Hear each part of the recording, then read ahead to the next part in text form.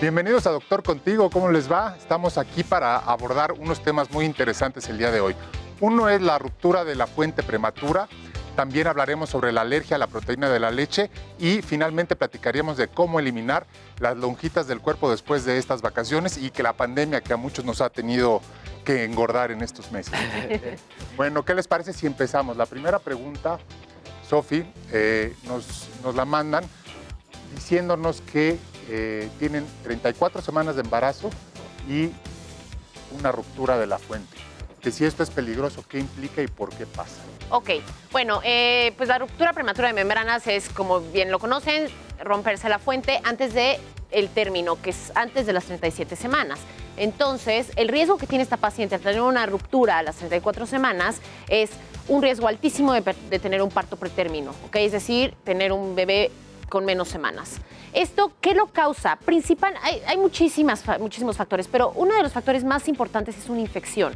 Si las pacientes tienen alguna infección, sobre todo vaginal o alguna infección urinaria o de algún otro órgano, generalmente causa un poquito de contracciones. Entonces, eso causa que también la paciente llegue a tener ruptura de membranas. Otra cosa es que las pacientes fumen. Si es un embarazo múltiple, es decir, gemelar o triple, o tiene mucho líquido la paciente por la misma presión, también puede condicionar a que la paciente tenga ruptura, o si tuvo algún sangrado en algún momento del embarazo, puede causarles caídas, accidentes, este tipo de cosas. También puede ser, realmente no es lo común, pero más bien si la placenta es lo que se afecta y llegar a desprenderse un poquito te puede llegar a, obviamente, ocasionar esto que es el parto prematuro. Pero entonces la ruptura de la fuente prematuro es más frecuente en embarazos múltiples, digamos. Sí, o sea, tienen más riesgo. Y también es importante, y lo que yo siempre les digo, si las pacientes que tuvieron un embarazo previo, donde tuvieron ruptura de membranas, o sea, prematura de membranas, en su segundo embarazo tienen hasta un 14% de que vuelvan a tener ruptura prematura. Entonces, siempre hay que tener muchísimo cuidado, siempre hay que acudir con su médico. ¿Por qué? Porque sí es algo de mucho cuidado. Estas pacientes con ruptura de membranas se tienen que internar. Se internan, ¿por qué? A fuerza. Porque Ari, al tener la ruptura de membranas prematura, hay que darle chance al bebé a lo mejor a que complete un esquema de maduración dependiendo de las semanas, ¿no? Entonces, en lo que tú le das chance a que el bebé complete un esquema de maduración pulmonar, les das antibiótico. ¿Para qué? Para que no vaya a haber una infección adentro del útero, ¿no? En lo que es en lo que es el líquido, ¿no? Y el bebé. Sofi, y otra que a mí se me hace súper importante es que estén muy alerta de que la unidad donde se van a atender tengan una unidad de cuidados intensivos neonatales, porque antes de las 36 semanas tenemos un bebé prematuro que lo más probable es que necesite una incubadora, que necesite cuidados intensivos.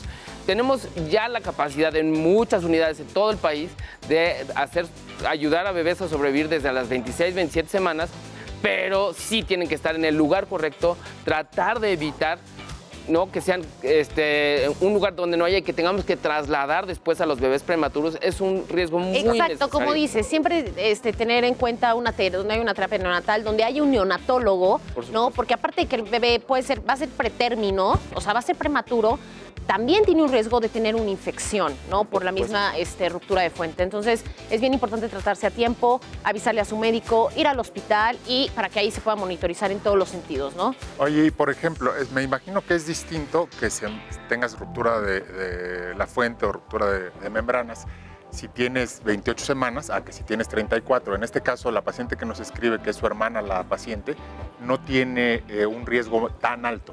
Exactamente. Conforme la edad del bebé, o sea, las semanas son menos, mayor riesgo. Porque hay una cosa que es previable, que es cuando son menos de 24 23 semanas. Entonces, cuando tienen ruptura de esas semanas, lo que tienes es darles antibiótico, vigilarlo y darle chance. Porque ese no es un bebé que tú puedas sacar y que probablemente le vaya a ir bien. Entonces tiene mucho más riesgo conforme pasan los días por aguantar el embarazo que se infecte. Entonces alguien de 34, generalmente a partir de las 34 el esquema de maduración ya no es necesario.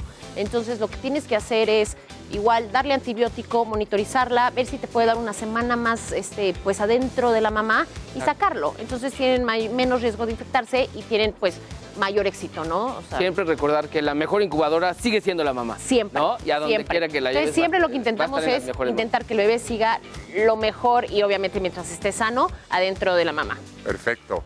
Vamos con otra pregunta acerca de lo de la alergia de la proteína. A mi bebé de 4 meses le diagnosticaron alergia a la proteína de la leche. No entiendo bien qué es eso, ni si existe y qué es lo que debo hacer. Sí, mira, te platico, Ari, Sofi, que es una de las enfermedades más populares actualmente en los bebés menores de 6 meses. Y sí existe, por supuesto que existe, pero es bastante poco frecuente. Eso es número 1. Número 2, los síntomas clínicos nos ayudan a hacer el diagnóstico, pero no hacen el diagnóstico, no lo puedes hacer por teléfono. Sí hay que revisar al bebé, sí hay que ver cómo está evolucionando. Y número 3, se quita antes de los 12 meses de seguimiento, o sea, 12 meses hacemos una restricción estricta de las proteínas de leche de vaca, principalmente es lo que da alergia, y después de esto vemos, porque se va a quitar, mientras más temprano empieza la alergia, más temprano se quita. Ahora, hay muchas mamás que están dando lactancia materna exclusiva y que hay datos que se confunden con alergia a proteína de leche de vaca. ¿O cuáles? ¿Cómo cuáles? Número 1, dermatosis, o sea, ronchas en la piel, cara, cuerpito, se ve la piel muy rojita, inclusive se ve a veces llorosa, que es lo que llamamos la dermatitis atópica. ¿Acabando de comer o durante todo el día? Todo el día, no importa la hora del día, de la noche, si después del baño, siguen esas ronchas. Número 2, sangrado tubo digestivo, o sea, popó con sangre, moco solito no hace el diagnóstico. Número 3, diarreas, vómitos y cólicos. Entonces, todos los bebés... Y falta de crecimiento también. Falta de crecimiento es una de las que más no ganan peso, ¿no? Sí, pero aquí ya estamos viendo un bebé que está llevando por lo menos 6 semanas de síntomas muy intensos. No logran ganar peso, o sea, no es algo tan súbito. Pero muy importante, entre las 6 semanas, o sea, el mes y medio y los 3 meses, todos los bebés del planeta lloran y vomitan con cierta frecuencia y hacen popos aguaditas. Entonces es muy difícil hacer el diagnóstico solamente con una llamada. Hay que llevarlo al pediatra, que lo revisen bien y probablemente le vayan a tener que hacer estudios al bebé de piel, de sangre, para hacer el diagnóstico. Exacto. En este caso, ¿no sirve llevar el pañal con la materia fecal? No, y muchas veces les hacen pruebitas también con los lapsticks estos que hacemos.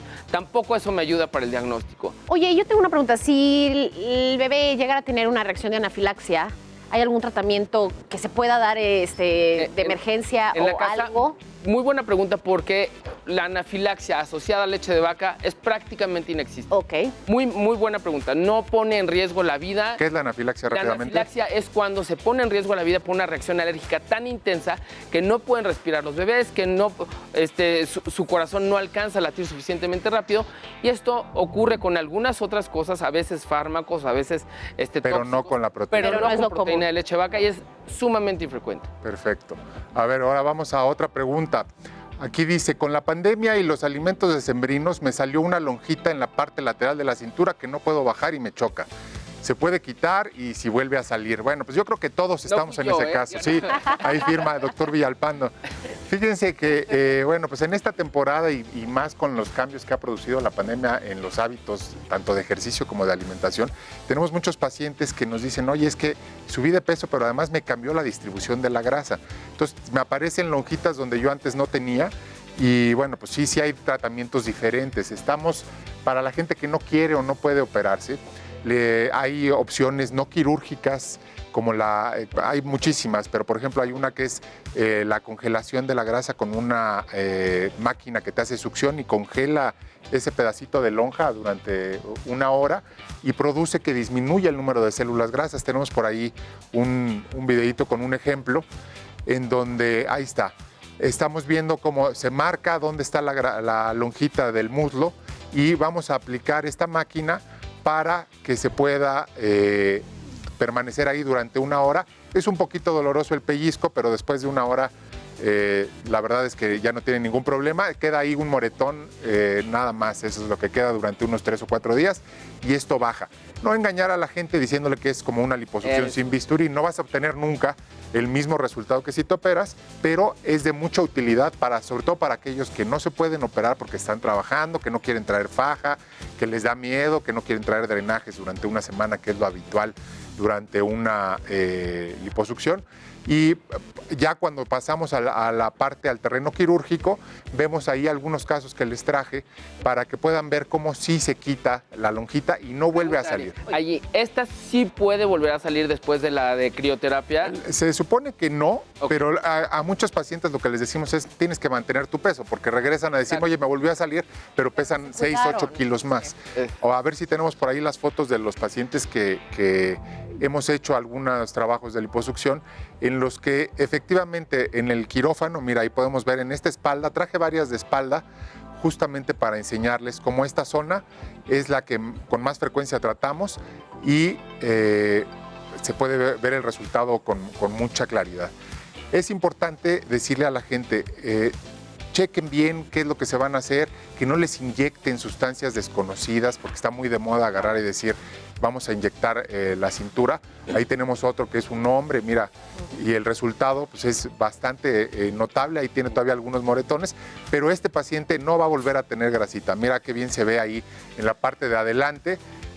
Si tienen disciplina y siguen las indicaciones después de la cirugía, ve qué bien se ve, y entonces pues, es un cambio radical con el cual podemos estar muy contentos para llevarlo a cabo durante esta época de regreso de vacaciones. Pero lo importante es seguir con tu alimentación y actividad física, que también aprendimos a hacer en la pandemia, ¿no? Claro. Actividad ¿Y la elección entre uno y otro tratamiento es mucho depende de lo que el paciente quiere? No, mira, en ninguno de los dos casos es un tratamiento para sobrepeso. Necesitamos una buena valoración y, bueno, pues hay gente que no se puede operar o que no quiere operarse y es una alternativa no quirúrgica, pero siempre con una evaluación ética. Perfecto, muy bien. Bueno, pues en este momento es el momento de acercarnos a nuestro amigo Danilo y vamos a continuar con Mauricio Barcelata. Perdóname, Mauricio, ya te estoy cambiando el nombre. Te mando un abrazo fuerte.